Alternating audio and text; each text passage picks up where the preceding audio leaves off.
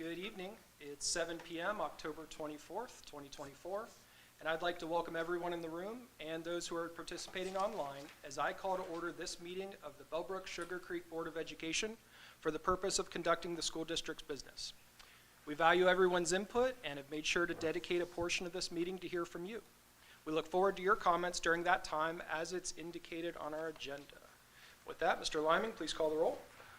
Mrs. Anderson? Here. Mrs. Dorn? Here. Mr. Kinsey? Present. Mr. Price is absent, and Dr. Pryor. Present. All right, we have a quorum. If you're able, will you please stand and join us in the Pledge of Allegiance?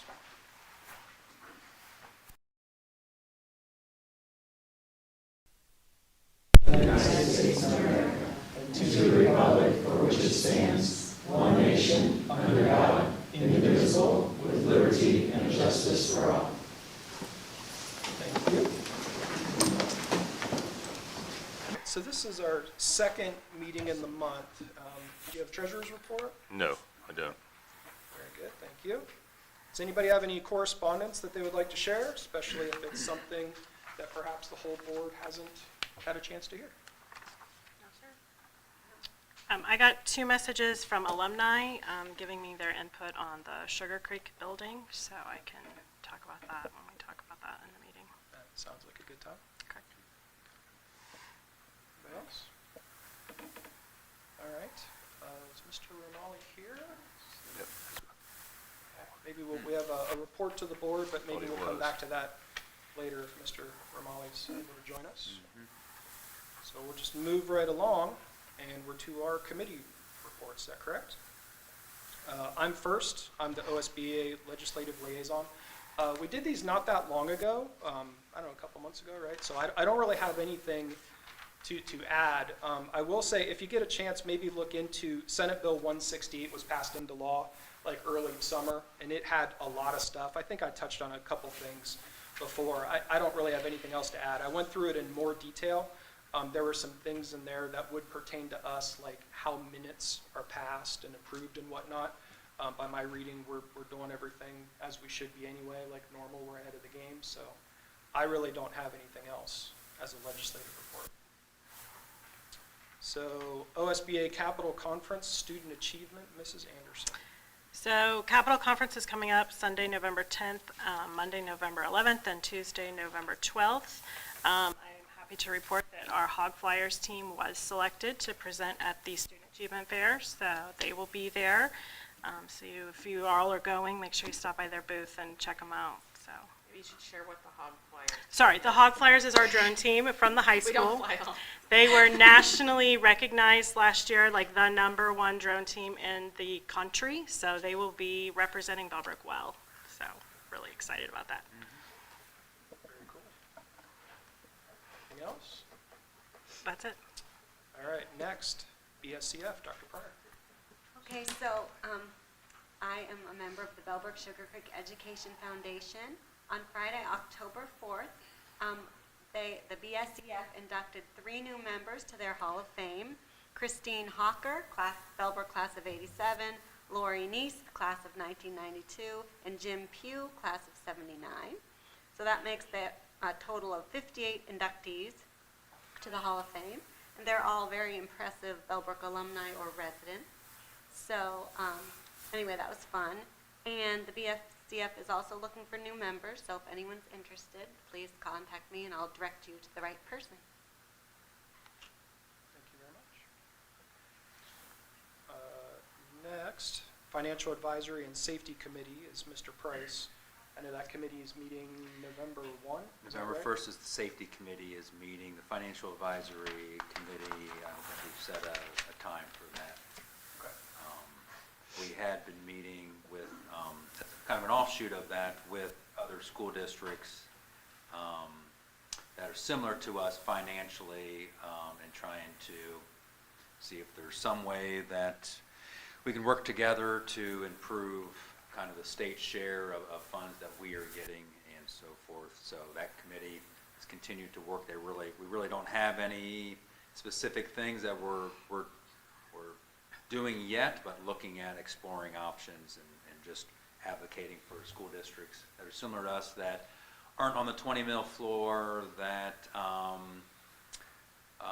don't have an income tax for the district, and so those our kind of school districts are really flatlined with our funding, and so it's those. There's probably about 30 to 40 that are in that range in the state. Somewhere in that range. I did see that at the OSBA conference, there's going to be an update on the Fair School Funding Plan by the folks who are drafting potential changes. So there might be an opportunity there for us to at least hear, but maybe weigh in.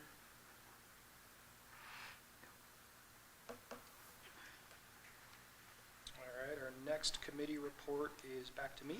Our Active Shooter Response Team Implementation Committee.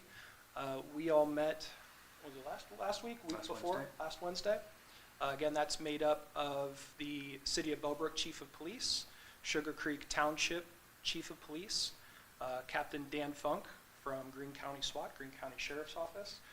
Mr. Eckley is a new joinee. Appreciate you very much representing there. And Principal Dave Hann, Dr. Kozat, of course, myself, and Mrs. Dorn. Did I forget anybody? It's a long list. Nothing really to report. It's just we hadn't met in quite a while, so it's good idea to touch base, to just sit around. It's also a really good. I love taking the opportunity in that committee to make sure that, you know, especially our police departments, our sheriff's office have everything that they need. I always make sure, you know, do you have any questions that we can answer, any more information? So it's just a great time to touch base. One thing just for you guys, not taking any action or anything now, but some discussion did come up in that committee meeting. So we've got a whole long list of qualifications to be considered for that active shooter response team, whole bunch of stuff. One of them is to pass the OPATA pistol certification that all the law enforcement officers in Ohio have to pass.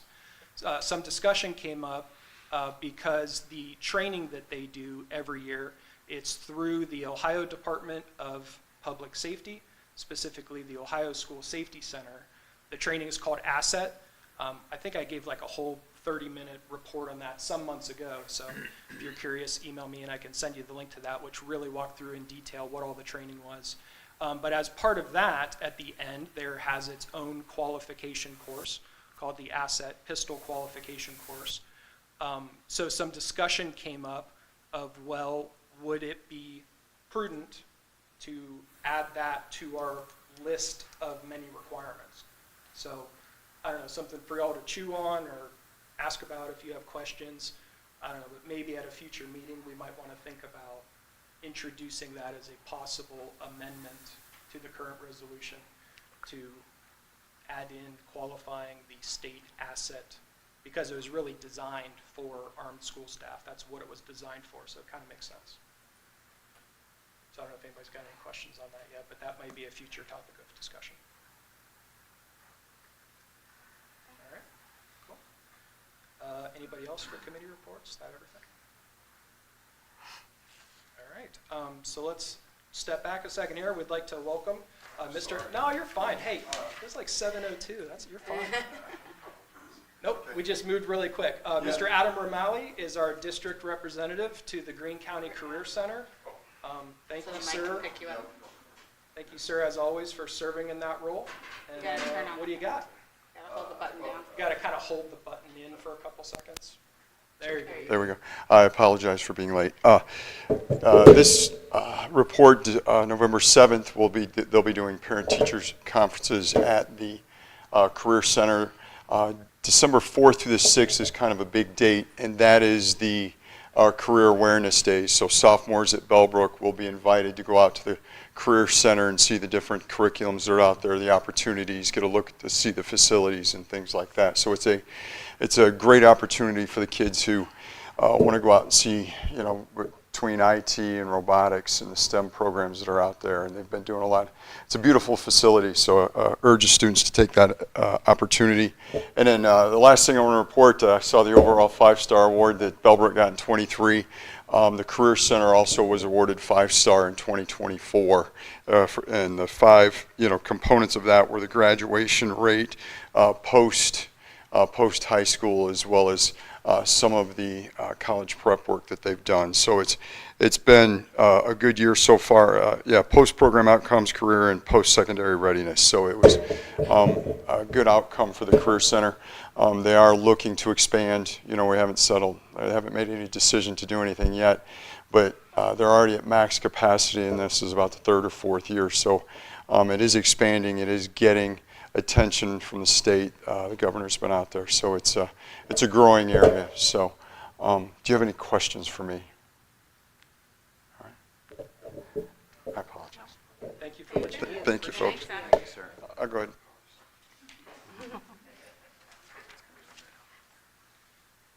All right. That brings us to a report to the board from our middle school principal, Mrs. Hill. Thanks for being here.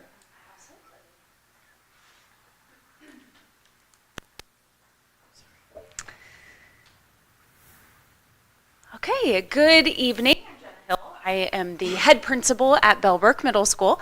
As you know, this is the opportunity for the middle school to highlight some of our amazing things that we're doing here. When I was talking with Dr. Kozad about what we wanted to present on, we really wanted to highlight something academic.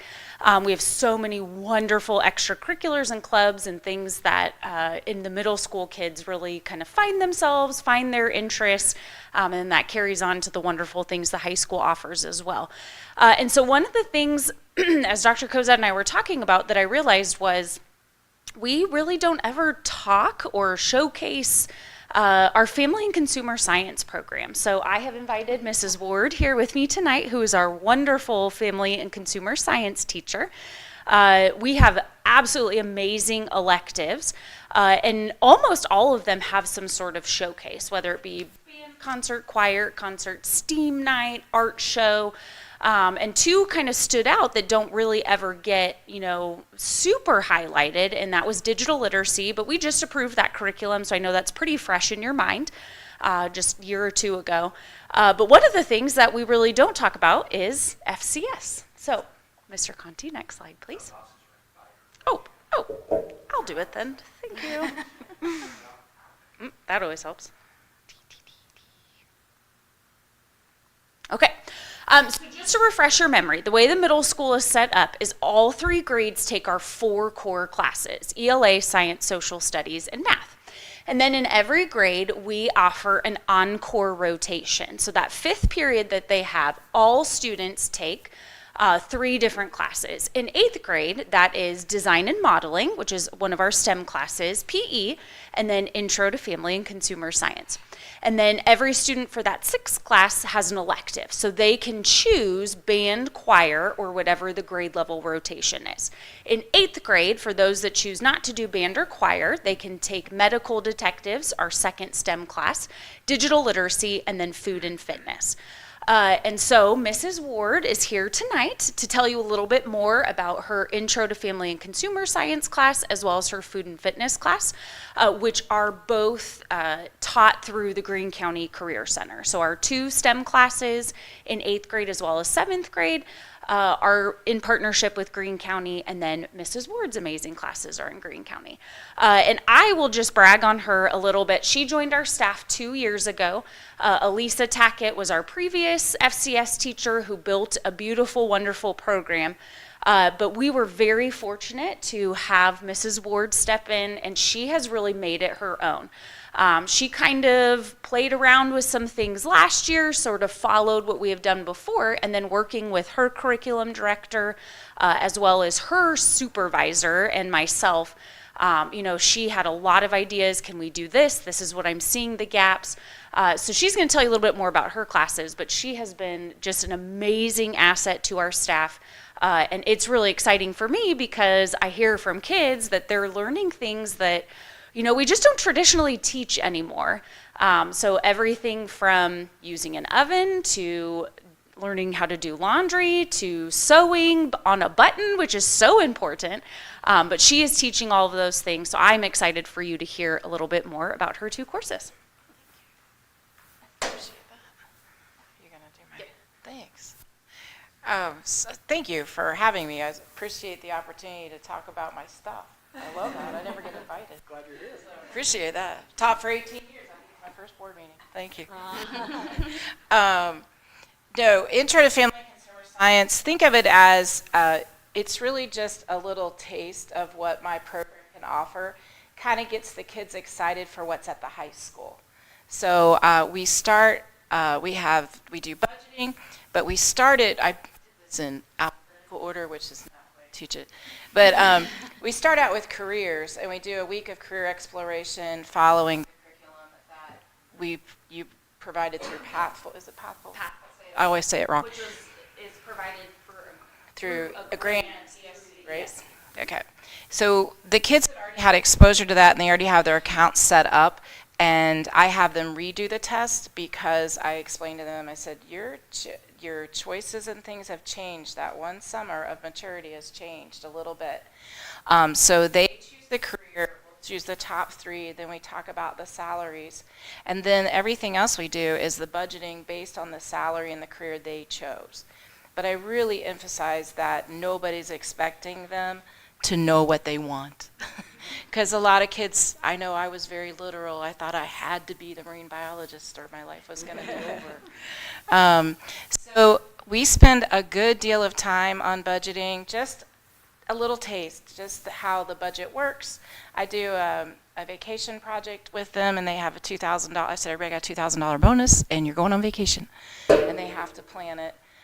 Then we do an actual budget based on their salary that they chose, and we run rent and car payments and those kinds of things. Just give them a little taste, and then the high school will add to that when they get there. And then that leaves us about 4 weeks for cooking, a little bit of kitchen safety. My goal is that they could go home and heat up a snack without burning their house down. I think the parents appreciate that. And we work on communication skills, all those soft communication skills. I do some presentation projects. They have to be able to look people in the eye, shake their hand, be courteous, those kinds of things. And much to their chagrin, we do cursive writing. I want them to be able to sign a check, and it has to be in cursive, and so they were not happy with me this week. And this week we've touched on laundry. We made homemade laundry detergent that we're using in the classroom. Saves my budget. And they'll get to actually run the washers and stuff. It's really fun to watch them not understand how a top loader machine is, because mine's older in the classroom. They keep going to the dryer. They don't understand. And last but not least, throughout the entire trimester, we just ended it. There's a little stock market challenge that Elisa started that we've continued the tradition. The kids pick their stocks at the beginning of the trimester, and then at the end of the trimester, we do who won. And we had some big winners and we had some big losers this year.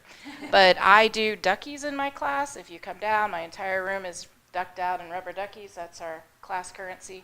So the coveted bling duck, he's all decked out with a gold chain, and there he is right there. That is the coveted bling duck. 2 kids from each class get to earn that. And then there's the thanks for trying duck. So that's Intro to Family Consumer Science. And then food and fitness, and I added fun because we have a lot of fun. We do communication skills throughout because they have to work with group in their lab. Last year my budget was not what I wanted. This year it is. So we've increased our cooking time. We've been able to do 9 labs and a couple of demonstrations. So that comes out about cooking once a week. And we're talking about discovering balance in your life in the 8 dimensions of wellness, and how the decisions you make now as an 8th grader about your health affect you when, well, you're my age and you're regretting all of that. So we talk about just finding that balance. They learn how to do meal planning, and we talk about the food plate and following whatever new government regulations are going to come out. But throughout the my whole thing is, look, let's have fun, and it gives me an opportunity as a teacher to see kids in a different light. My class is a little nice because it's hands-on. It gives me a chance to see some of those troubled kids have a chance to succeed in a new I didn't get to highlight it on the food or on the family consumer science side, but I taught 45 people how to sew on buttons yesterday. And they were some of our neediest boys that are just little squirrely in class, and they were just so focused. So it's really fun to see that side of things. But I just so appreciate the welcome that I've gotten here and the opportunity to be on such an incredible staff and work for a 5-star school. That's never happened. And I'm just so proud to be part of it and to continue the teaming agreement that we have with GCC, because I'm a very proud employee of GCC. It's my 10th year with them. So thank you. Do you have any questions or anything? Are you good? Okay. Thanks so much for teaching cursive. For sure. They do need to know how to sign their name. It's fun to watch. It's entertaining if you ever just want to come in and see them trying. Well, thank you so much. Just a comment, just appreciate, all your hard work and these life skills that, maybe sometimes, other times they get missed or don't get taught. And so we appreciate that and appreciate the partnership with the Career Center. It's a win-win for both of us. We get some great talent and some great classes, and district saves some money also with those partnerships. So it's a win. Those are the win-win kind of partnerships that obviously we like. That good quality stuff, but then a cost savings to the school district also. It's very nice to be in a district that appreciates that at the 8th grade level. So many of the programs have been cut, and it's just really great to have that support from Bellbrook. So thank you very much. And thank you for approving the name change of Yes, the that meant a required lot to course to Intro to Family and Consumer Science, because we do really view that as a feeder into that program at the high school, also through the Greene County Career Center. But we've seen a big kind of increase in just the understanding of the class with just that simple name change. Yeah, I really appreciated that more than anything. More than you know. All right. Thank you very much. Thank you. Thank you very much. What a great report.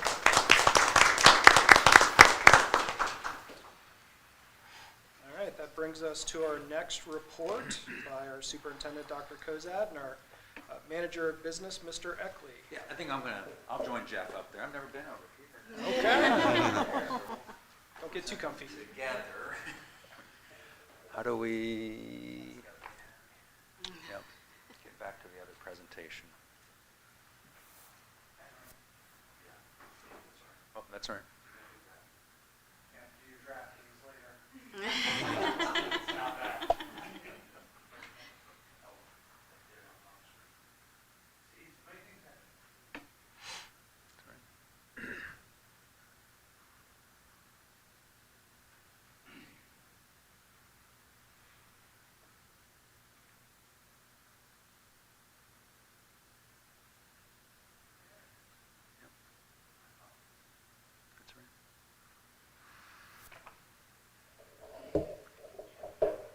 All right, as that's loading up there, so Mr. Eckley and I are going to talk about the Sugar Creek Elementary campus. So this is our buildings downtown in Bellbrook. And so this really is the first time at a board meeting that we are going to be talking in depth about Sugar Creek Elementary campus. I know it was a piece of our district goals and so forth, but this is really the first time the board has heard this information. So really that's really the goal of tonight, is to provide information to all of you, and to, any questions you have that maybe we can't answer tonight, but we can explore, or areas to explore a little deeper, or whatever else. So that's kind of our goal for tonight, is just providing information to you and getting any type of other follow-up or anything else that's needed. So we've gone to the next slide. I have it. Thank you. There we go. So again, this is part of our district goals. Is to really responsibly plan for the future needs of our school district, maintaining state-of-the-art facilities, safe, welcoming. And so that's really what, again, this started last school year, and so we really focused last year on our 7-year plan of our facilities and grounds of that planning. And so we kind of waited until this year to really start focusing on another piece of that, is the Sugar Creek Elementary. And so really the first part of that is, like I said, including recommendations of feasibility of replacing, repairing, building, and or divesting buildings and grounds infrastructure, and anticipate both short and long-term needs. And so, again, that's why we're talking about Sugar Creek Elementary. It's one of our facilities, and just really taking a closer look at our facility down there. And at that point, I'm going to turn it over to Mr. Eckley. Okay. If I haven't met you, my name is Jeff Heckley. I'm the new manager of business for Bellbrook-Sugarcreek Schools. To the board, I want to express my thanks for the opportunity to come back and continue to serve a district that I've loved for many years. I was a principal here for 26 years. So the chance to get back and work with great people, I do want to mention that Bobby was the last person that I hired before I retired. So a little bit responsible for that. What I want to talk to you about, one of the things I was tasked with was to take a look at the 7-year plan and just do some investigating and things like that to come up with some of the facts and figures that go into that particular property. So the Sugar Creek Elementary campus consists of 8.41 acres. It's bordered by South and East Street and Sackett Wright Park downtown. It is also located in a floodplain, and it is zoned as residential, both single family and duplex. The property consists of 5 buildings in all. There's a 3-story building which was built in 1925, and it currently houses 5 different community groups. The 1-story building was built in 1956, and it currently houses a program sponsored through the Greene County Education Service Center.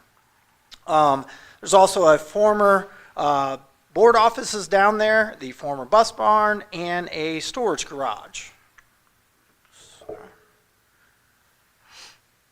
So just to give you a better idea, this is an aerial view of what those look like. You have the 3-story building, 1-story, etc. Just to give you an idea of the areas that we're looking at. Upon investigating where we stand financially with those areas, as you can see, we currently bring in some income through rent of around $58,400. And then we have operating expenses of $101,758. Those are your utilities, your custodial fees, maintenance costs. You got to pay somebody to pick up the trash, things like that, waste management. So in all, what you're seeing as a district is that we are running at a deficit of $43,398. Now, we are exploring ways to try, obviously, as the manager of business, one of my jobs would be how can we keep that cost down and do what we can. So we are also exploring those opportunities. In looking into older buildings, some of the things that do come up in areas of consideration would be the 3-story building has a roof that its warranty expired, and the 1-story building's warranty will expire in 2028. I've done some calling around to roofing companies and things like that, and the best estimates that I could get were to replace both of them, just like at your house. Eventually that day comes around where you've got to repair things. The cost of that would be $364,000. The heating systems within them are old boiler systems that are 31 years old.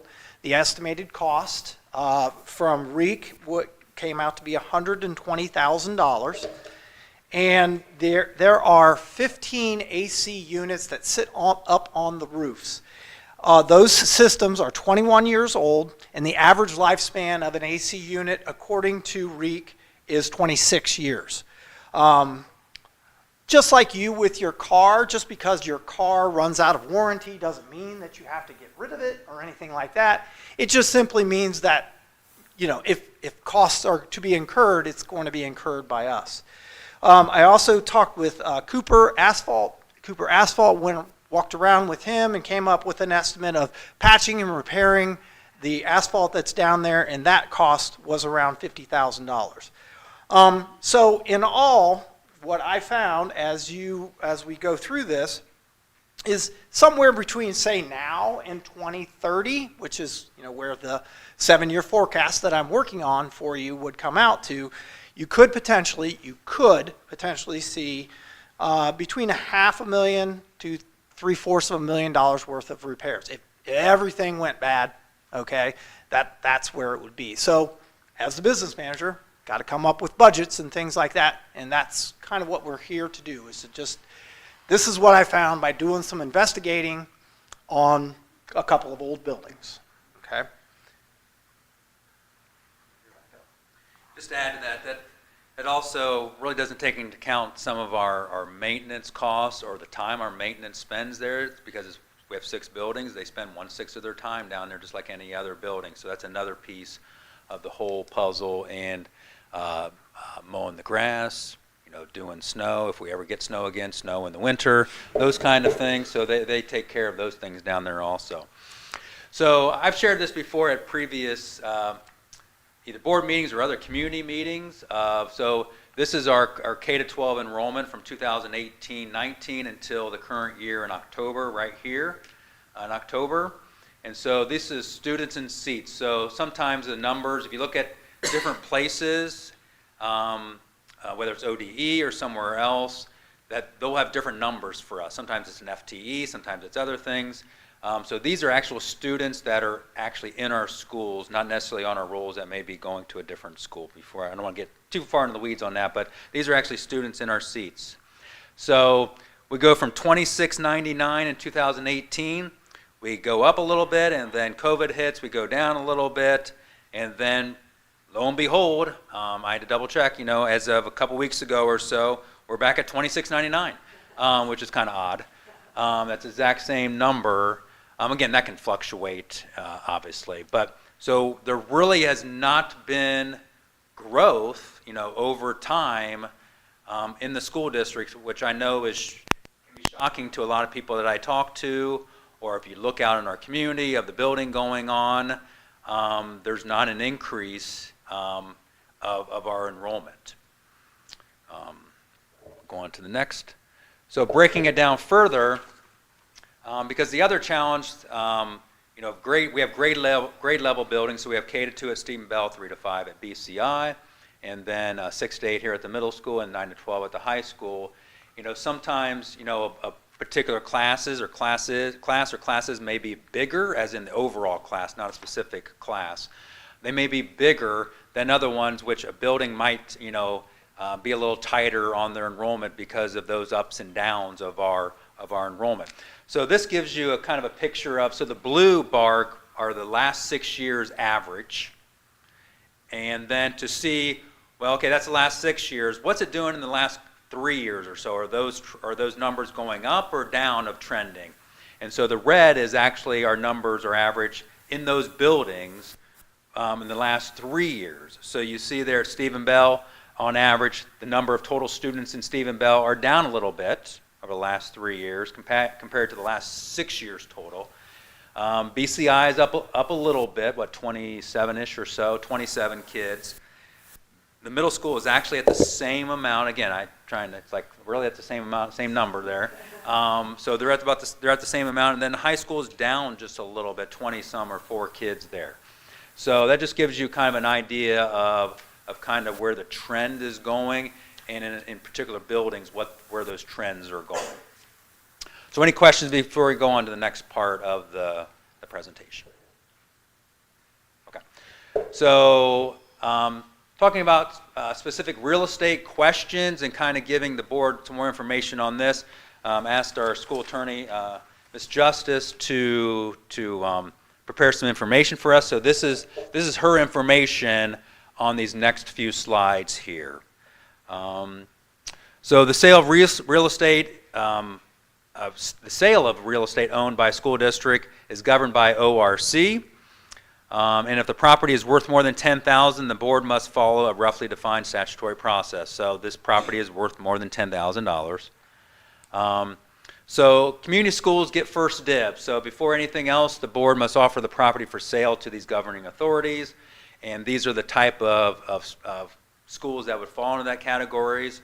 And so in green down there, none of those above schools are in our school district. So this one kind of is off the table then, because none of these schools are actually in our school district.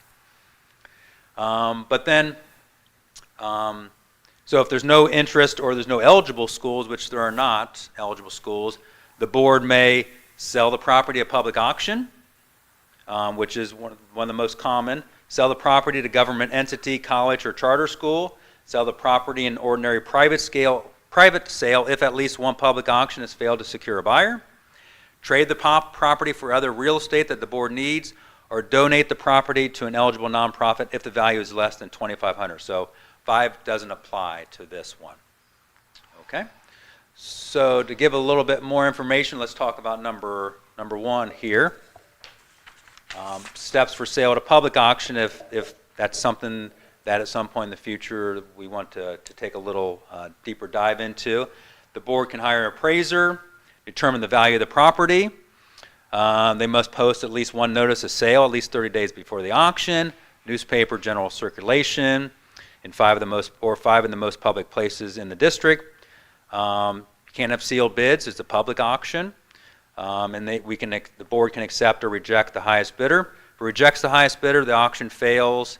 The board cannot accept an offer from a lower bidder. So that's kind of steps for sale at a public auction. Going on to number 2, selling a property to a government entity, college, or charter school. So there are a few statutory restrictions on selling board-owned real estate to eligible government entities, municipalities, county schools, college, park districts. Sales to a school district library restricted to those existing within the boundaries of the district. And there's no requirement the school district receive the appraised value for the property to an eligible entity. Number 3, private sale after the failed auction. So the board had already gone through the public auction. It didn't work out. The board's not required to accept the highest bidder at the public auction, but the board has discretion in determining acceptability of bids. No special requirements for selling real estate in a private sale after the public auction fails. But the board must consider the best sell the real estate property as an entire tract or in partials, in personal property in single lots or in several lots. So regardless of how it's offered, it can be broken up afterwards. Say that again, I'm sorry. So for example, if the property is offered at public auction as a whole piece, there's no bids, then the board could say, well, we're going to sell this piece of the property to this person, this piece of the property, so we could divvy it up. The big building can go and the land could go. And Right. Plus garage could. Right. And again, it could go at the public auction also, but just because you offer it as an entire tract the first time doesn't mean, if it fails, doesn't mean you're tied into that. Okay. Okay, I think that.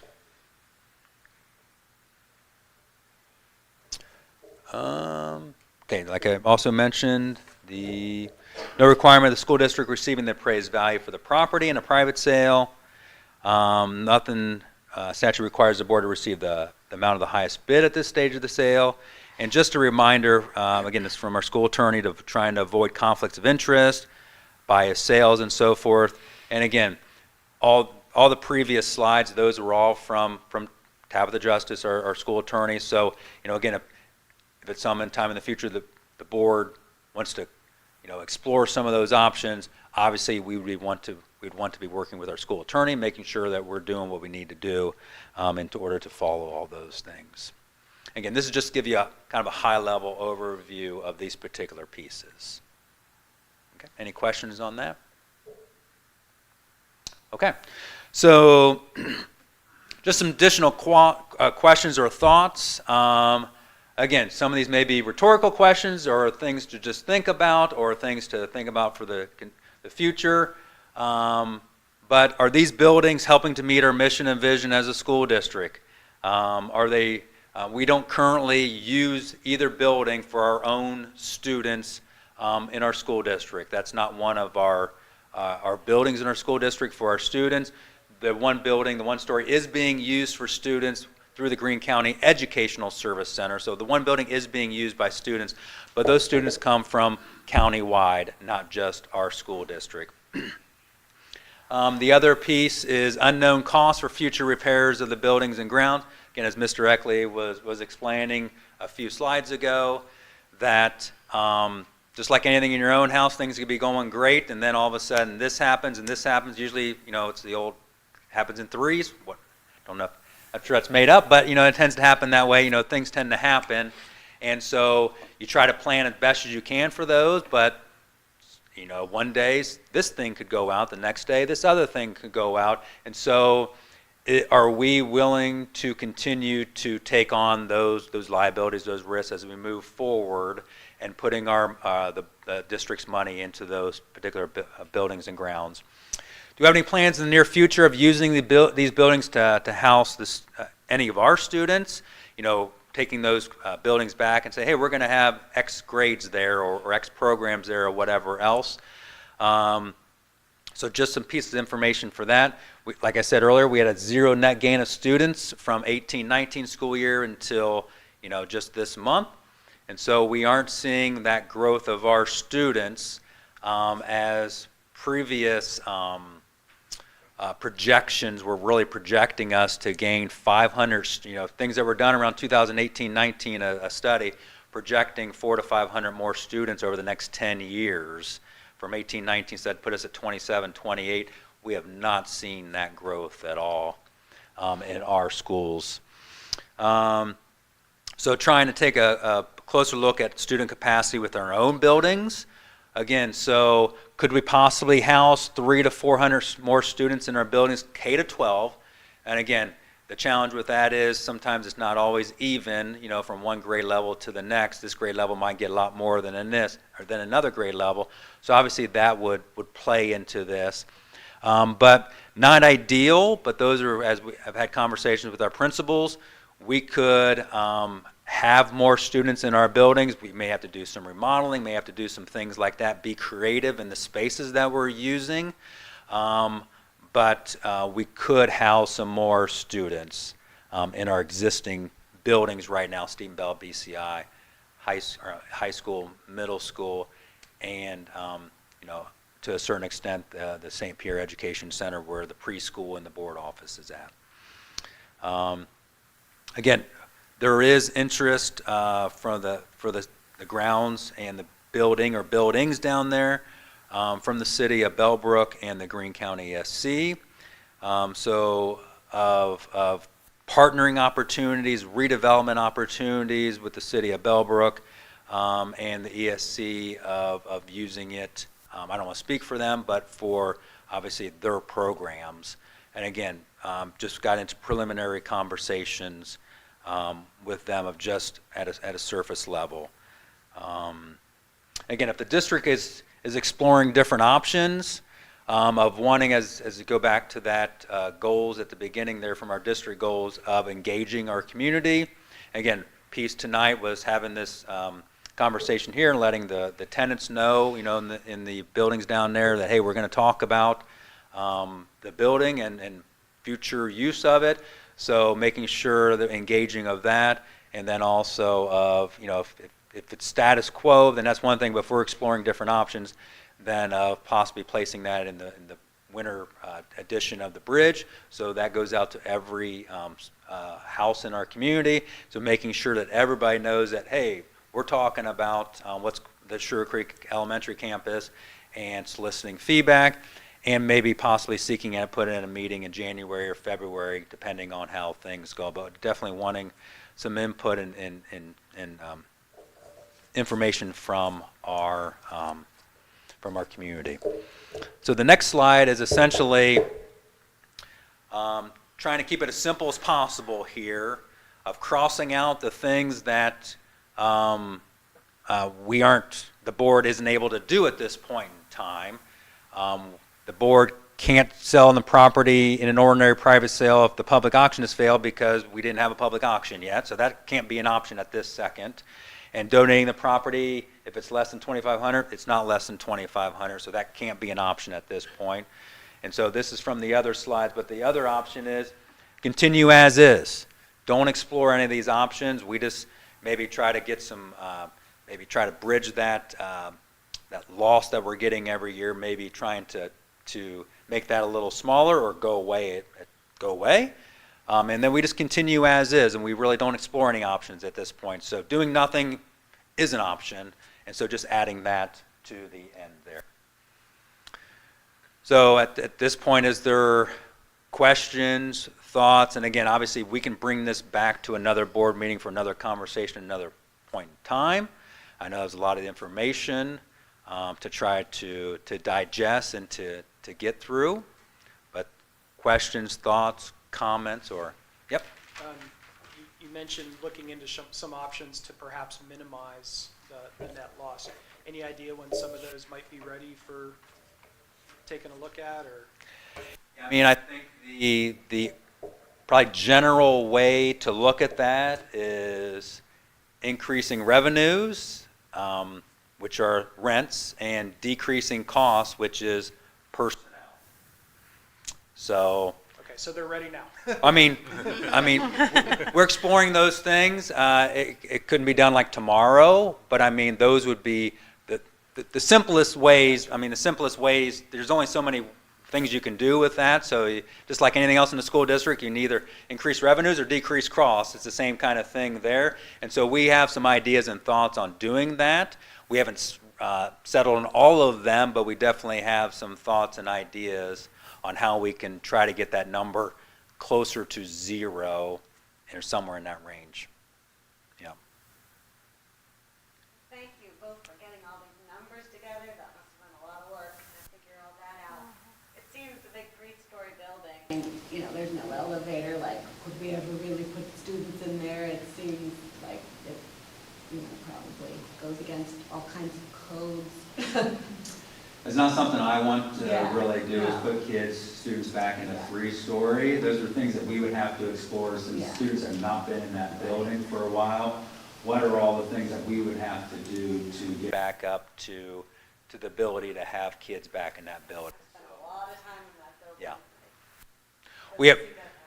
We have not dug into those particulars of what would it take to get kids, that's point of this meeting, or other meetings in the near future of, if that is a possibility or a thought, then that's something we would need to dig into and explore and try to really dig into what that really looks like and entails and so forth. And I think the answer to that goes back to the other slide that showed you, that he met with all the principals and asked them, looking at your schedule and the space allocated in your buildings, how many more classes could you take on? And we feel that we could, obviously, bring more kids into the building. It may take some renovation, it may take some reorganization and things like that. Traveling teachers. Yeah. They don't have their own classroom, but they travel. I even think This- shuffling grade levels yeah. potentially, or. Like this could be, this could be a classroom So- or improvement. Right. Using the 3-story building seems like the last thing anyone would want to do. I We mean, really pretty don't. much. Yeah, okay, that's what I was gathering, so, okay, I like the idea of putting the article on the bridge and getting community feedback a lot. So, We would just want to have an option of using our 4 buildings, 5 buildings. Could we use those buildings without the buildings? If enrollment increase, do we have capacity? And we do have some capacity within our buildings. It's not unlimited capacity, but we do have some capacity. Ms. Anderson, were you going to say something? I apologize. Just, do we have like any kind of feeling, like, would we ever need the property for expansion reasons? Or, I mean, I know the building probably wouldn't be an ideal situation, but maybe the property? So probably a more ideal location would be this property. Okay. It is very big. There's a lot of property in the back, actually a lot of property in the front, and so it was built with that. Again, you were here during that time. Go ahead. Actually, each wing was designed so that it could be expanded upon. So if you just needed to make the middle school bigger, but if you needed, say, another elementary or something like that, there is room in the back that could, Yeah, this property has the most capacity to increase either building an additional building on it, because it's pretty big in the back. Right, If you yeah. really go back there. Okay. yeah, And it's there's not a lot a of property. floodplain. and it's not in a floodplain. Right. For those of you who are around a while back, am I to understand that the original intent of hanging on to that property downtown was, there was all of this building and we weren't entirely sure what was going to happen with enrollment? I seem to remember Dr. St. Pierre talking about, we're hanging on to this in case we need to surge in the future, we can't pass a bond measure, we can't build new facilities, that we might have to surge into that space, and that was the rationale for hanging on to the property for that period of time. Was that accurate? And then I guess that is no longer true if that was the original intent. Well, again, that's the balancing act that you play. You know, that's why the conversation with the principals of how much capacity is there in our current existing buildings. Because if a grade level, so to me, probably the only way to maybe increase capacity with the building is if you go from 3 grade levels to only 2 grade levels, but then you got to find another place. So then you go from 2 years, jump to another building, 2 years, go to another building, 2 years, which is not ideal. You know, 3 years is a decent balance there. Right. But that is kind of the crux of the question is, you know, do we have enough capacity within our own buildings? You wouldn't want to get rid of buildings and then 2 years later say, whoa, we're at capacity. Sure. We need buildings. And so as we look at the future developments within the community, as we've touched base with City of Bellbrook and the township, I know that obviously there's a Feedwire Farms going in right beside the middle school. That is supposed to early plans at the earliest, I don't want to speak for them, but of having probably the first houses done the end of 2026. So before that thing is filled, it probably is 2 or 3 or 4 years before that whole place, you know, the whole plat is filled out there. So that takes us to 2030. And again, you can only hold on, how long do you hold on to buildings, facilities for something that's going to happen 5 years, 6 years? You just, so Well, and that's. that hasn't even panned out really, if you think of like, that's why I'm asking what's the original intent of that, because all this building was happening, like the landings was being built, or was, Right. and we didn't see a giant even surge, there's a ton of houses in there, and like, how much surge did we get? We didn't know how that was gonna play out, but so far it hasn't played out as a large, you know, student influx, and so maybe the original intent of hanging on to it is no longer a significant worry. I don't have a crystal ball, but you know, Sure. the No, best no, it is. predictor of maybe Right. future is what the trend is, and the trend is not saying that. It doesn't mean that it couldn't dramatically go up, but that is not the trend that we are seeing, and it would have to go up to such a level that we couldn't increase our capacity within our own school buildings, but like I said, by 300 or 400 kids. Again, we'd have to get a little more creative. It'd be tighter there, and there'd be, you know, it wouldn't be ideal, but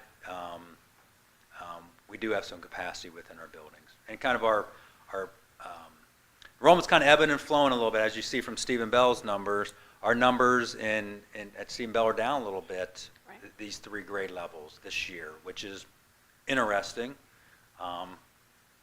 Well, and I'd Yeah. say BCI is probably our tightest building, but they've got some relief coming in the next 3 years, because Correct. we've got those smaller classes moving Yes. into that building, so. Yeah, probably our biggest classes are grades 3 to 7 or 8, 3 to 7, 3 to 6, somewhere in that range are our biggest classes, yeah. And so it's not unfortunate, but if they were spread out a little bit, about easier on us, but that's just not how things work out, you know, so. Other questions or things that you want us to further explore or come back to you with additional information, or you just need to percolate for a while and we'll put it on another agenda and you come back at that time, or any?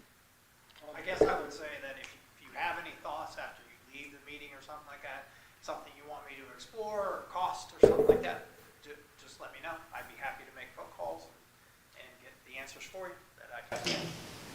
So even if we can decrease the gap, the negative spending that we're doing, we still are facing some major repairs, like in the next 5 to 10 years.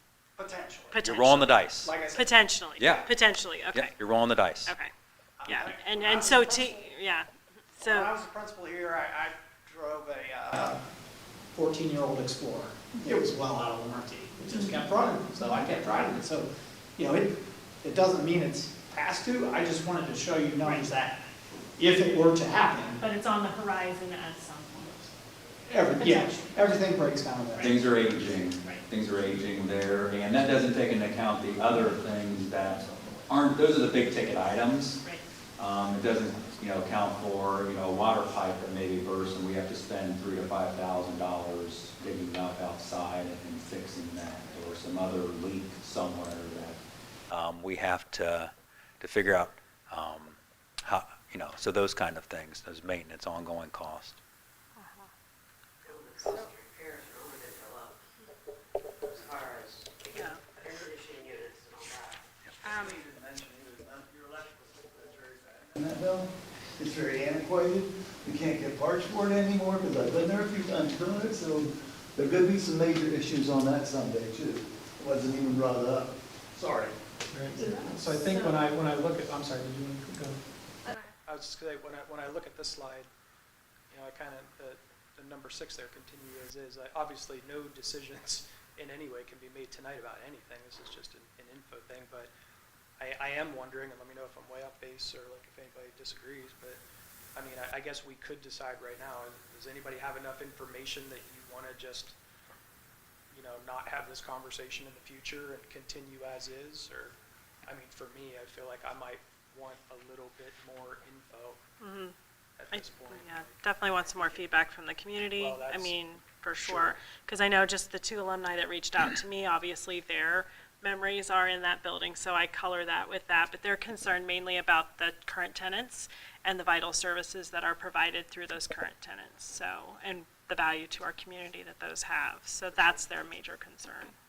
so I thought maybe we could have a brief discussion on that, like a path forward as far as if we decide that continuing as, at least as is, where we're just continuing to operate at a loss with significant liabilities on the horizon, I don't feel like is feasible. Like is that,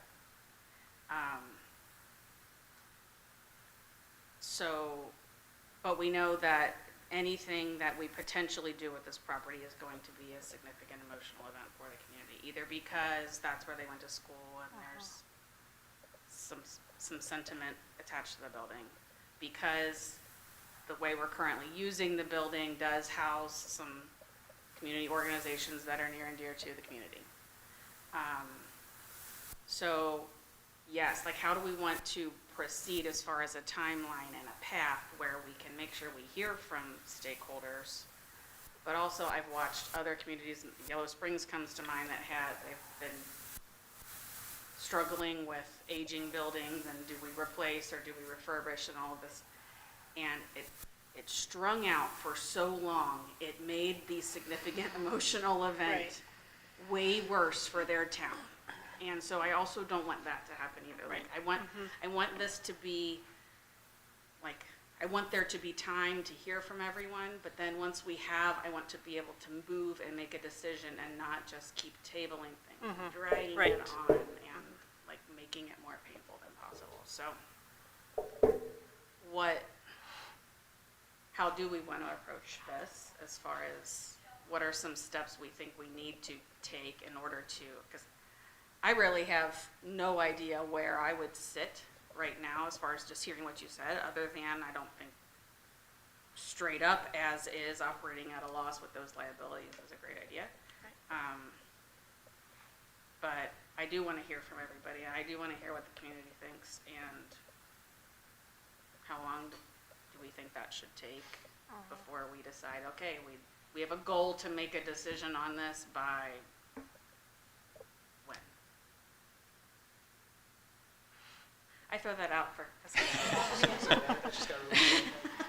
Do you have any thoughts? Again, on to maybe me, like- to me, it's 2 things. So it's what additional information do you need from us that would help make a decision or be more informed? So what information would you need from us in order to help you make a decision? So for certain, and I think it doesn't need to be said, but ample opportunity in multiple ways for community input. You know, at least some time to come to, there's interested people here tonight, to come to a meeting or two or whatever, like, and be able, but then I'd also like to see something in addition to that, not just a board meeting. So I don't know what that might look like or what options are better than others, but. Yeah, because definitely want some more information about like how would the city like to use this, where do they see this fitting into their plan and their finances, and having those maybe big discussions with them as well. Yeah, if there are other, like you mentioned the ESC, Yeah. potentially the city, potentially there could be others that are government entities, colleges or charter schools, I don't know. do they want to come and explain, not just, I don't think any of these decisions are gonna be made based on just how can we get the most money for the property. I think we're all gonna wanna know what do you plan to do with it? And Yeah. what would be best for the community at large? So yeah, I think our that. goal would be to make a win-win situation. Absolutely. Absolutely. Absolutely. I would also like to know, what is the appraised value of that property?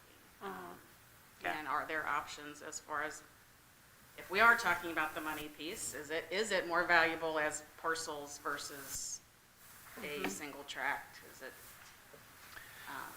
We have had it appraised. If you want me to share that information tonight, No, I I can don't need share that. that. I but- do not but need that we can right now. definitely, we okay. have had it appraised. Okay. Yeah. And I guess the further question would be, and you might need to look into this, is the appraised value what we could expect from a buyer? Because a lot of times in real estate, an appraised value is very different than what an expected value that were offered for sale if Yeah. you were to speak to a Sure. knowledgeable realtor or whatnot.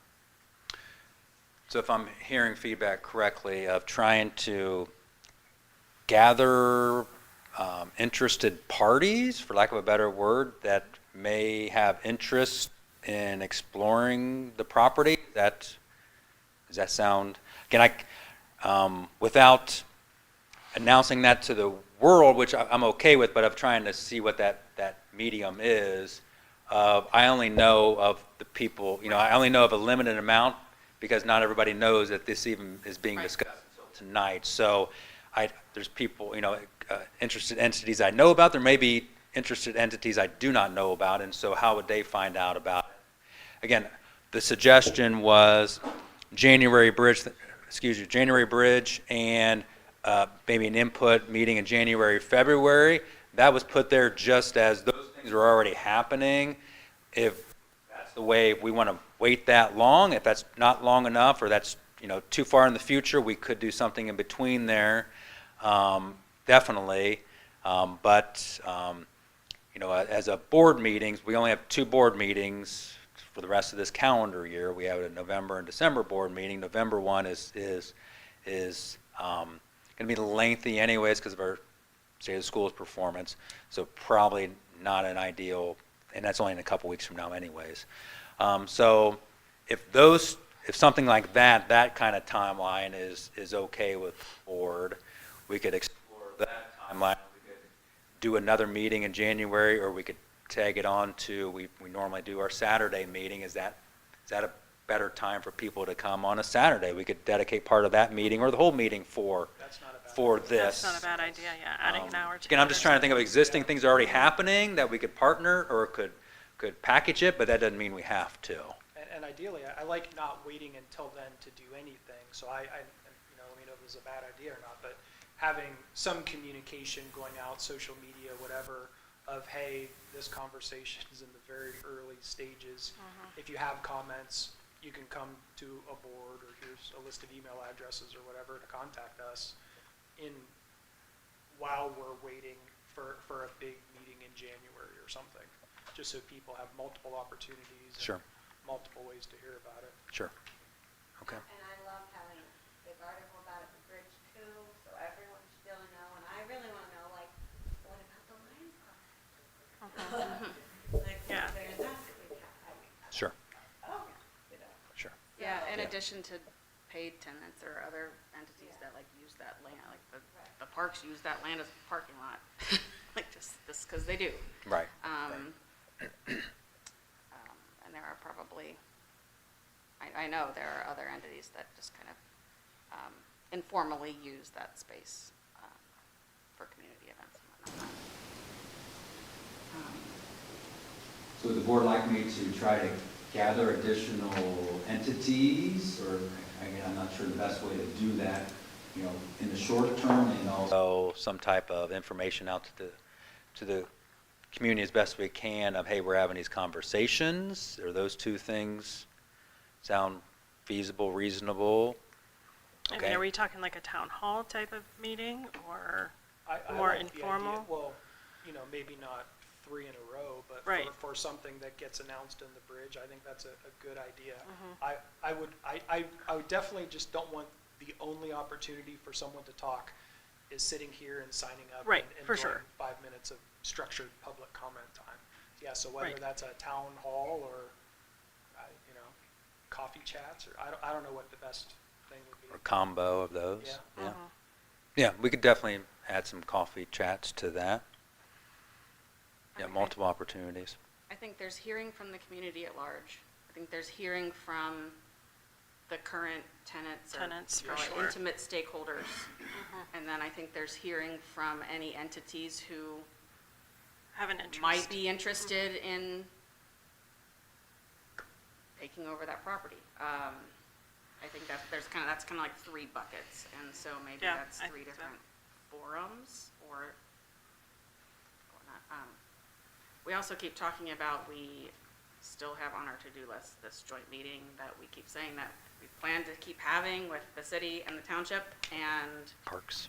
parks. And so maybe that's something that happens more in the near term where we discuss this as a larger community of elected leaders as well. Yeah. I know we had reached out to both of those entities. I don't know that, if you've heard back from Okay. some and Not not others, completely, but but some of yes. those folks are here, so, Yeah, definitely could be so Or we've even been if for hoping for that effective use of our for some time. time. This obviously would, I would assume, be a topic for that, Yeah. forum, but there are probably others like safe pathways to schools and other Yeah. things we probably want to discuss with the city and the township.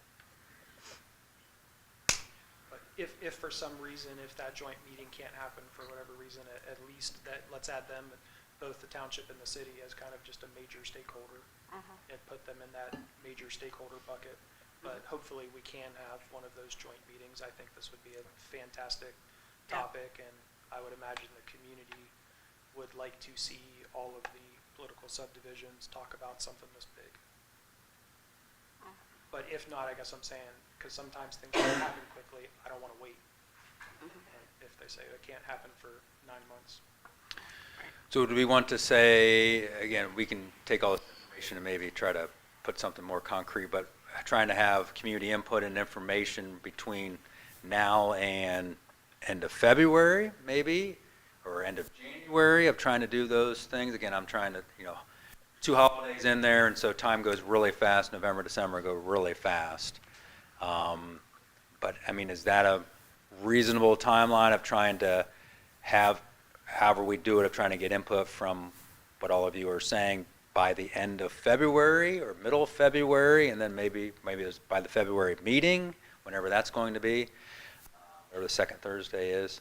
And thoughts on that? Again, try not to drag it out long, but give people enough input, so that'd be 3 months. Is it crazy to think that we could, let the community know that this is being considered and discussed over the next, between now and the end of this year? That's time for community members to engage with us. That's time for the folks that are using the facility now to express their wishes, concerns, whatnot. And then space after the holidays to start to say, okay, now we've heard about everybody's priorities and hopes and dreams. Now, what are the feasible options, like the more tactical, which paths do we have to look at? Is that? Kind of piecing it out a little bit, yeah. I think, when will that bridge come out? Because I feel like some people Won't hear about it till then. and Well, so- when we talked about, when Ms. Conti and I talked about it, it'd have to be right after right after we come back. First week of January. Okay. So if we'd have a meeting like we traditionally do, again, it doesn't have to be this meeting, but just the thought process, that meeting is usually the last Saturday of the month. So if it's that first week, that would give people 3 weeks time to know about it, and for us to also have other avenues to have it,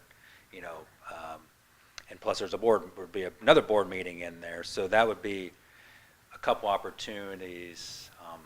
Again, we could do some coffee chats too in January or February and see those things, those other opportunities. But yeah. That sounds yeah. like ample time to get input, not necessarily making a decision, but that's 3 board meetings, 3 months, some type of a big whatever it will be. And then if I like, doing every now and then some social media, and, if you have comments, come to a board meeting, or here's email addresses. Does that sound unreasonable for 3 months for gathering input? I don't think so. I think as long as people are allowed to give that input, I think that would make me more comfortable in making a decision at that point, so. And kind of letting them know that this is the time period for the gathering of the input, and then the input will have been gathered. And then we intend to Right. make a decision here or there, because there's just decisions not about real estate kind of matters, but also about other matters that I feel like things just keep getting tabled and getting strung out, and at some point, you just gotta rip the Band-Aid off and make a decision. Right. And whatever decision we make, there are gonna be some people that are probably displeased with it, and we know that going in. So would you want to get some of those interested entities and then maybe tenants at the December meeting? The November meeting is really coming fast at us. Maybe the December meeting? And December or is the that what we're January thinking? work session, that longer session. I'd like to hear from stakeholders, I think, a little sooner. Yeah. I would think, sure. sooner rather than later. If so long as, and maybe we need to reach out and see how much time they need to make a, Yeah.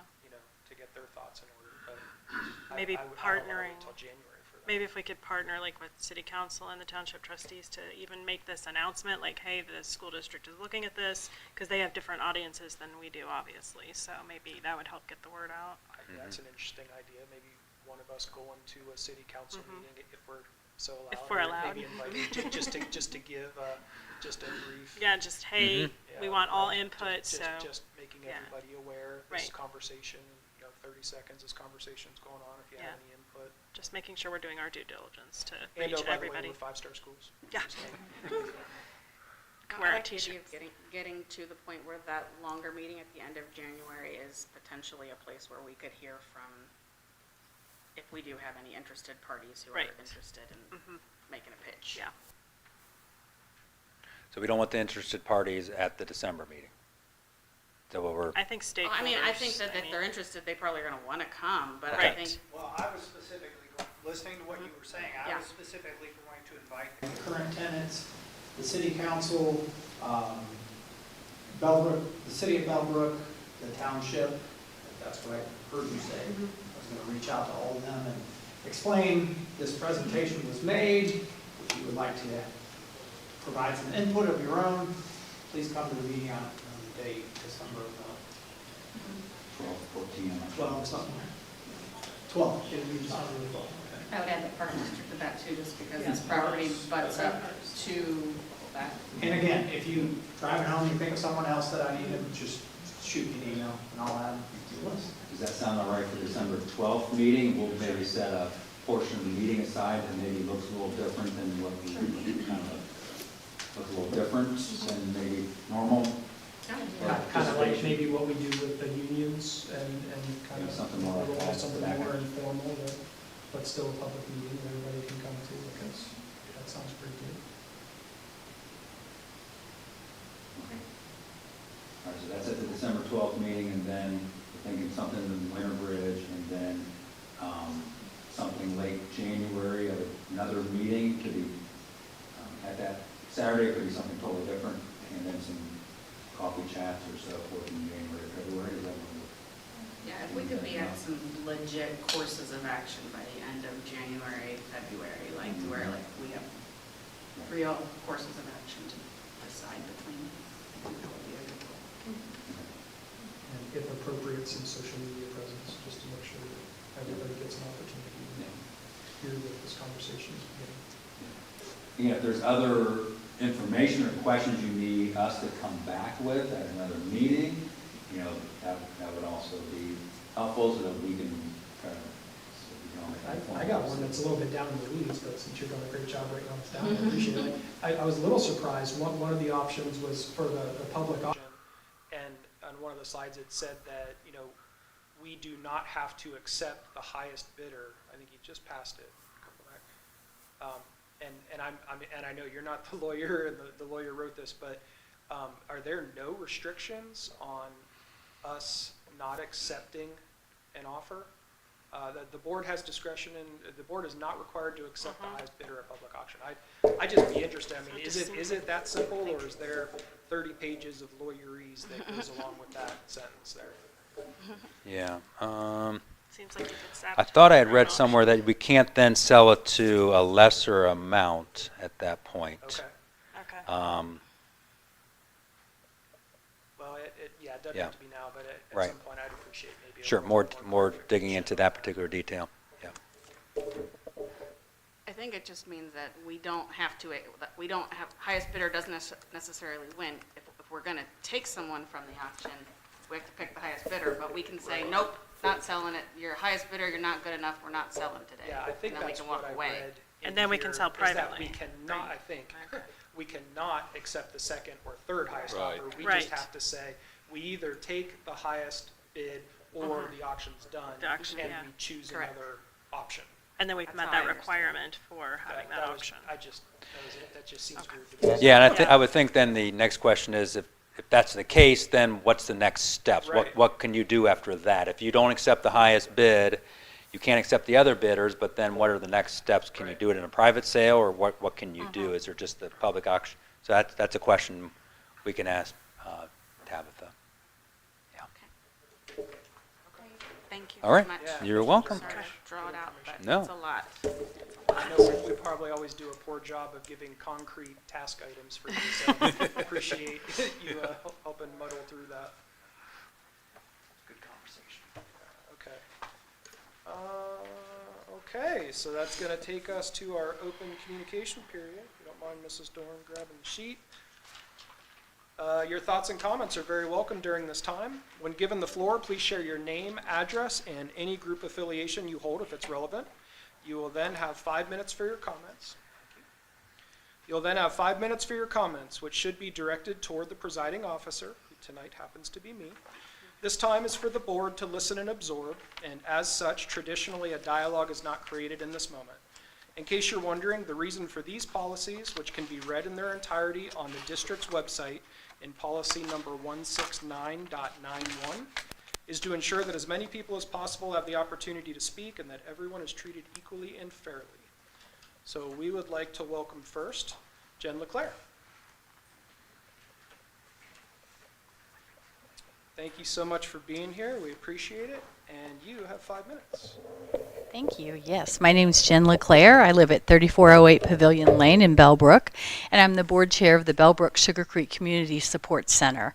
So thank you, board chair, president, and the entire board and the audience for letting me speak. It's great that the board reached out to us and sent a letter, and we're grateful for that. Quick question, this is not dialogue. How many people have served or volunteered at the Bellbrook-Sugarcreek Community Support Center? How many people have never heard of it? No one. Wow, that's cool. Okay. We're a 501c3 nonprofit. We've been located at the Sugar Creek Elementary School for many years. Carolyn and I were trying to figure out how many, and it's kind of hard. We currently occupy the entire main floor, and our mission is to provide food and programs for our neighbors in need. We are really grateful to the Bellbrook-Sugarcreek schools for having provided this location to us to deliver food and programs to our neighbors in need. Our gratitude's endless. We couldn't have done it without living there, and thank you for supporting the community in this way. However, anyone with a sharp pencil could probably figure out that something's coming, right? I mean, our below market rent can't last forever. And one of the things that's kind of fun about being at the building is that people come in and kind of regardless of their age, they're like, oh, I used to go to school here. And then they're like, if these walls could talk. So if the walls could talk about the community support center's time there, what would they say, right? So over the years, I'm trying to guess, my best guess is 15,000 times a household has entered the community support center to get a box of food that they choose. So we're a choice pantry. People get to pick what they like and want, and their families will eat. The junior ROTC food collection's coming up, and literally tons of food arrive to the center every week. And you're nodding your head, right? And it's carried up those stairs, and it's all got to go down the stairs to people. Last year, Bell Creek Intermediate School donated 1,144 boxes of cereal in a legendary domino video that's been shared internationally, I'm sure. I can't wait to see what happens this year. We've got partnerships with churches and organizations, and we've delivered literally hundreds of programs like back to school supplies, holiday wishes. Last year we gave over 1,000 gifts to people, computer classes, and programs that keep people in school. Currently, right now, we're serving over 200 individuals, which is almost 70 families a week. That census is going to go up. We do not receive government grants, and we survive on local donations. Local donations have gone down because everyone reads the paper, watches the news, the hurricanes. There's a lot of places that are worthy of getting your donations right now. So we thank you for your positive impact on the others in our community, but what's going to happen to us and the neighbors that we serve? I mean, that's the bottom line, is our mission and the neighbors we serve. I want everyone to hear this loud and clear. We believe that Bellbrook and Sugarcreek wants and needs what we provide, and we want to stay in Bellbrook and Sugarcreek. It's our home. How's that going to happen? We don't know. So I'm going to ask 3 things of you tonight. Number 1, please make a monthly financial contribution on our website of any amount. And we need that now. Our Thanksgiving and holiday wishes, you can donate a Thanksgiving basket and also the gifts to people at Christmas. So we have our Thanksgiving dinner drive. That's a QR code that you can use tonight. And then we'd love a monthly donation, a commitment. You know, $10 a month buys this, $50 a month gift buys that. The third thing, any realtor will tell you, location, location, location. So we're going to need between 1,000 and 2,000 square feet in the future. Share your ideas with us. Existing church, unused building, part of a warehouse, somebody's barn, a tent, a bus. Get creative and let us know. We see this as an opportunity, and we're open to solutions. Thank you. Thank you so much. Thank you. We appreciate you, Jen. All right, up next, Mr. Ray Hitt. Thank you for being here, sir. You have 5 minutes. Great. Thank you for extending the invitation. It's good to see everybody. I'm Ray Hitt. I'm from 1500 Justin Court, towards the west side of Bellbrook, and president of the Bellbrook Amateur Radio Club, at least until December 31st, where I'm term limited out of office. So I wanted to tell you a little bit about the Bellbrook Amateur Radio Club. We're not very inconspicuous. If you go to that building, you will see the large antennas on the roof. Those are our antennas, and I'll explain what they're for. But basically, we provide 3 main functions at that clubhouse, we call it, in the basement of the elementary school there. We provide training for amateur radio operators and those who are aspiring to be amateur radio operators. We currently have our youngest, he got a license at the age of 10, so he's 11 now. So he's a full-fledged operator, and our oldest is 96. So we run the full spectrum there. So we provide training. Also, some of the Bellbrook Fire Department have gotten amateur radio licenses, and they use their ham radios alongside their official radios. The other thing that we do at the clubhouse is we have, over the years, fully staffed the radio stations. We have 4 radio stations there that you could consider an emergency operations center. And with those radios, we can either contact entities within the city, the county, the greater Dayton area, the greater Dayton, Cincinnati, several county region, and then we have other antennas that can reach nationally and then internationally. So depending on which radio we select, and depending on our mission, we can, for example, with all of the things going on in North Carolina right now, we would have the ability to reach people on similar radios and get health and welfare messages back and forth. That's one of our primary missions is emergency communications when cell phones go out. If we had some sort of event that took out cellular networks in the greater area, we could provide assistance to the police and fire and other served agencies if they need communications during that period. And we've worked with the Red Cross and we've worked with FEMA, Bellbrook. We actually have a radio in the Bellbrook training room and also in the Sugarcreek Fire Station 72. We have a radio at the ready. We can step in if their system goes out for any reason.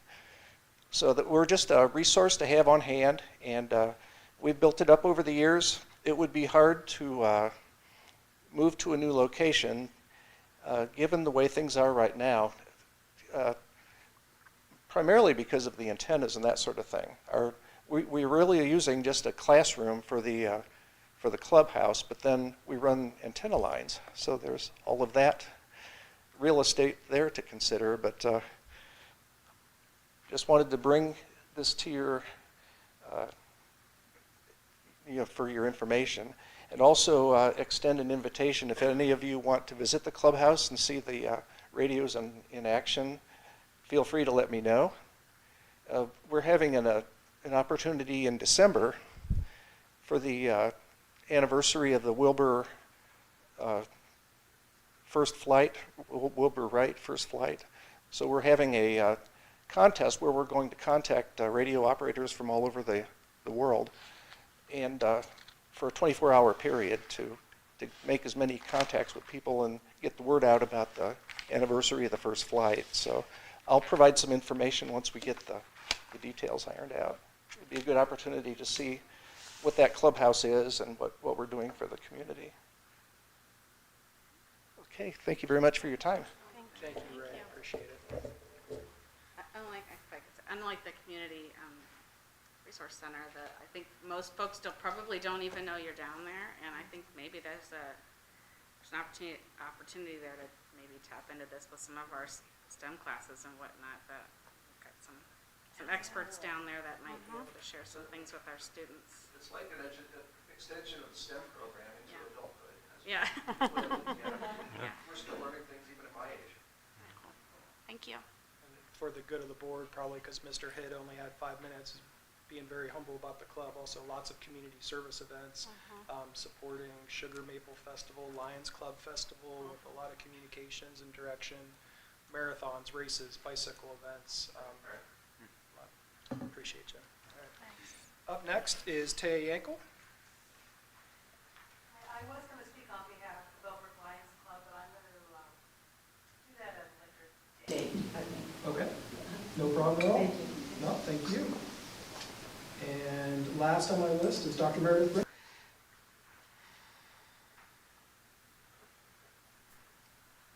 Good to see you again. Thanks for being here. Sure, thank you for having me. Again, my name is Meredith Brinegar. I live in Bellbrook, and I'm here tonight speaking on behalf of Girl Scouts, which actually I wanted to update. Hopefully we can get the right contact information. I don't know. It's always changing year to year, the leadership, so because we weren't really notified, but you know, as you know, I tend to stay in touch with school board stuff, so I'm here speaking on their behalf.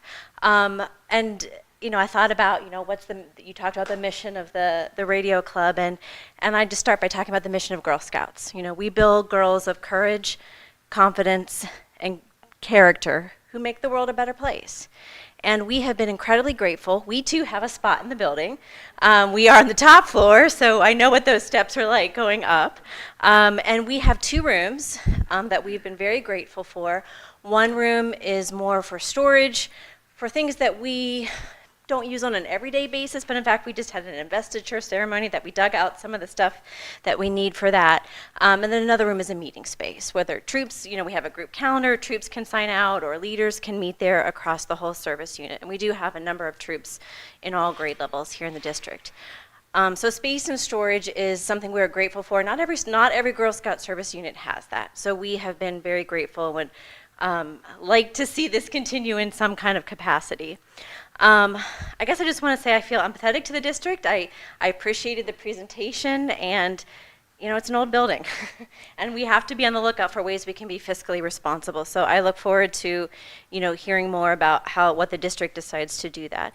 And I realize we're in the early stages, but I just want to advocate for ongoing support of community organizations, right? And to have it would be great to have, my fantasy is some space that can not only continue to allow some of these current tenants, but maybe to even expand that, right?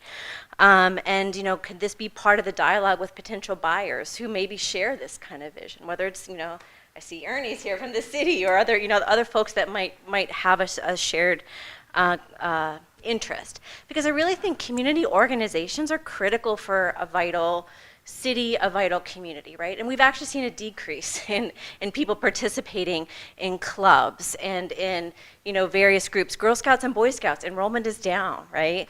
And so we know that I think there's value. I've been a Girl Scout leader for 9 years now, and we give back in many ways.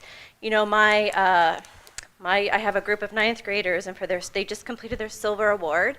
In fact, just today when I got home, I had a packet in the mail saying it was approved. But both groups in my troop worked with the school district. One worked on organizing the big track barn at the football stadium, and the other one worked with organizing things for the Bellbrook Middle School theater department. So I feel like, there's the silver awards, the bronze awards, the gold awards, which don't get as much publicity perhaps as the Eagle Scouts, or the Eagle Scout Award, really have a way to give back directly to the schools. Or I don't know if you heard recently, there was a Girl Scout who put in a storybook path at one of our local parks. So I feel like it's been a great relationship, and we feel very supported and hope we can give back to you. But even broader than that, right? Again, I just think that the more we can have places where people come together, where they might not ordinarily interact, because we tend to do organizations, whether it's a church or a political group, where we're with like-minded people. But it's good to meet with people who are different from us. And I would argue that Girl Scouts and some of the other organizations are examples where people from all different backgrounds get a chance to come together. And I think it just makes for a healthier, more vibrant community. So I hope that I look forward to being part of the continued discussion about how we might be able to continue to have some physical space in this community. So thank you. Thank you very much. All right, that brings us to the end of our list, so I will be closing public comment period now. And if I may, just maybe a comment for the whole room. Just really appreciate you being here. It's really great. And also, I hope no idea how this was going to go. I just saw slides a couple days ago, didn't know what we'd be talking about. Don't know how this discussion is going to go in the future, but I hope that we can do a good job of showing you all how much we appreciate what all your organizations do, seriously. And I want to make sure that we can be good partners in this conversation as it unfolds. All right, thank you for being here. Okay, that's number 6, so we're on to superintendent's report. Yep. All right, so number 7, superintendent's report, new business consent agenda. So this would be A, B, and C. So A, certificated license employment, resignation, leave of absence, supplemental duty. And B is support staff employment, resignation, leave of absence. And then C is substitute employment. So moved. Second. Ooh, that's our first motion. Mrs. Dorn and then Mrs. Anderson. Anybody have any comments? Again, just a few things here and there. So obviously at this point of the year, we're staffed. Yeah, so this is just some, I don't want to say odds and ends, but just some one-offs kind of things, or just backfilling some things, but we're, Okay, tonight's consent agenda was moved by Mrs. Dorn, seconded by Mrs. Anderson. Mr. Liming, please call the roll. Mrs. Dorn? Yes. Mr. Kinsey? Yes. Dr. Pryor? And Mrs. Anderson? Yes. items of information discussion. Dr. Kozak. Yes. So excited to introduce Five-Star School Week. This is from November 11th through the 15th, which where that week we're going to highlight all of the different groups of folks and things, staff, schools, community, families, and students, celebrating those, taking those, each of those groups one day during that week and celebrating them, and just saying that, you know, it's obviously a team effort between all those different groups, and to just celebrate our five-star schools, which is the highest rating from the state report card in the school district. 2 years in a row. 2 years in a row, yes, 2 years in a row. And so obviously very proud of those, very proud of that. And so just take an extra moment of saying thank you to all those different groups and just highlighting each one every day. And then that's kind of culminating into the State of Schools Performance B, that's happening at the November 14th board meeting, and that's why I was trying to maybe push things off to the December a little bit, because the State of Schools Performance is going to be something very unique, fun, and informative, something we've never done before in this manner in the school district. We're excited about it, and so essentially we are highlighting and celebrating not only the academic accomplishments of the school district that our state report card highlights, but also all those other things, well-rounded educational activities and clubs and things that our students and staff are doing that make Bellbrook-Sugarcreek a great place to live and a great place to go to school. And so that's in the format, or the quality profile is what we call that document that highlights all of those things in infographic form. So we're going to make that infographic kind of come to life with live performances and video recorded performances, and it's called a performance for a reason. It's a performance, so that's going to be the first part of the meeting. And just saying thank you to both the city and the township. We asked them to proclaim November 14th as Five-Star School, Five-Star Community. So we just want to say thank you to both of those, the township and the city, for doing that. And I'll just read a few of those things from those proclamations in that resolution. Whereas the city recognizes the Bellbrook-Sugarcreek School District has a long and proud tradition of excellence, where the district has earned 5 stars for the second year in a row on the 23-24 State Ohio report card. And whereas that's the highest rating given by the state of Ohio and signifies that our school district significantly exceeds the state standards, and that we offer many extracurricular activities in a positive, safe learning environment, and expresses that this rating is a team effort between the schools, students, staff, families, and the Bellbrook-Sugarcreek and community. So we just want to say thank you for that resolution and proclamation from both our city and our township.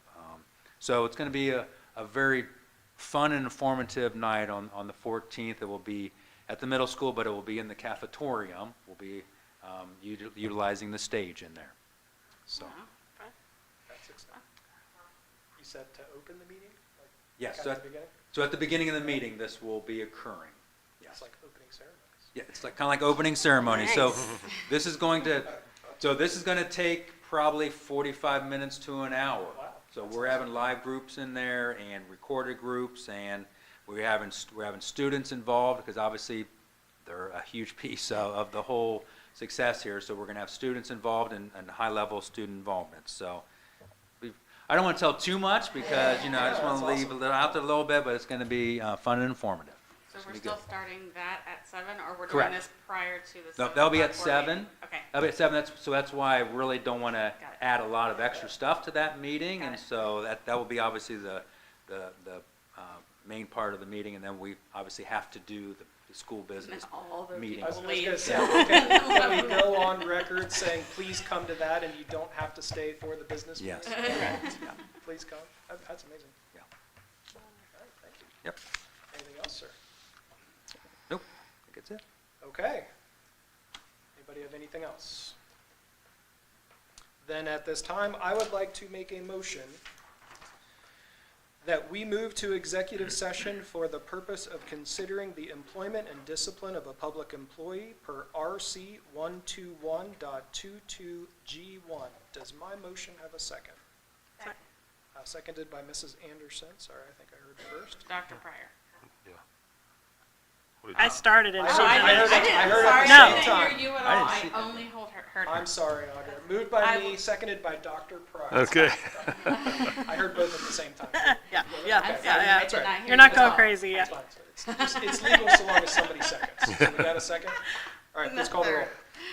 Mr. Kinsey, Yes. Dr. Pryor, Mrs. Anderson, Yes. Mrs. Dorn. Yes. All right, so we're in executive session at 8:39. We are not expecting to take any action whatsoever after executive session. You're very welcome to stay if you want, but we're just going to come back and adjourn in a little bit. So seriously, thank you all for being here. Really appreciate you.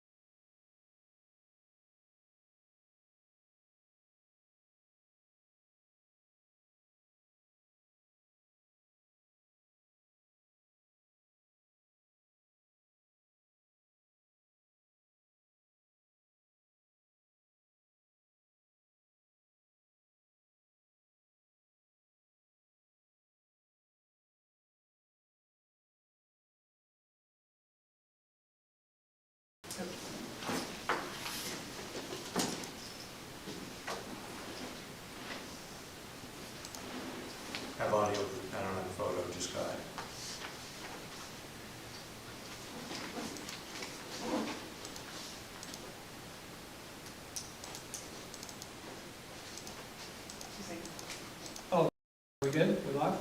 Yeah, we're back now. My fault. Okay, good. The camera just wasn't showing up. I don't know why, but we have audio, but we're good now. All right, no worries. We're out of executive session at 9:22. I would like to make a motion to adjourn. Second? Seconded by Mrs. Dorn. I will call the roll. Mrs. Anderson? Yes. Mr. Kinsey is a yes. Dr. Pryor? Yes. Mrs. Dorn? Yes. We are adjourned at 9:22 p.m. Thank you.